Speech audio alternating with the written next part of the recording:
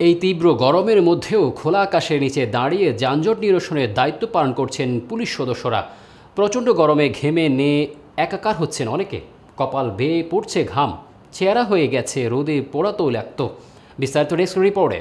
চলমান তাপ প্রবাহে রাজধানী সহ দেশের বেশিরভাগ অঞ্চলে তাপমাত্রা উঠেছে 40 ডিগ্রি সেলসিয়াস পর্যন্ত। কোথাও কোথাও এর চেয়েও বেশি তাপমাত্রা রেকর্ড করা হয়েছে। এই অবস্থায় সবাই ঘরে বা ছায়াযুক্ত স্থানে অবস্থান করলেও ট্রাফিক পুলিশ সদস্যদের সেই উপায় নেই। তপ্ত রোদে ঠায় দাঁড়িয়ে রয়েছেন তারা সড়কের মাঝে।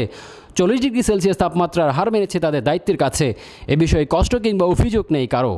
অন্য স্বাভাবিক সময়ের মতো হাসি মুখে দায়িত্ব পালন করছেন তারা।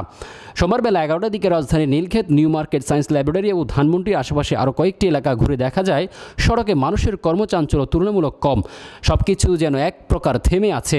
তবে কর্মদিবস হওয়ায় সকাল থেকে সড়কে গাড়ির চাপ ছিল। সেজন্য যথারীতি দায়িত্ব পালন করতে হচ্ছে ট্রাফিক পুলিশকে। কিছু সময় পরপর পানি পান করছেন তারা।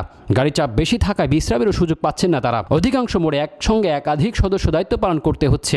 আবার কিছু জায়গায় বিশ্রাম নিয়ে পর্যায়ক্রমে দায়িত্ব পালন চলছে। যান চলাচল নিয়ন্ত্রণে অনেক জায়গায় আনসার সদস্যরাও কাজ করছেন। তাদের অবস্থাও একই। গরমে ঘামে গলদ ঘর্ম অবস্থায় সবার রোদের তীব্রতা থেকে বাঁচতে ছাতা মাথায় নিয়ে দায়িত্ব পালন করতে দেখা যায় অনেককে।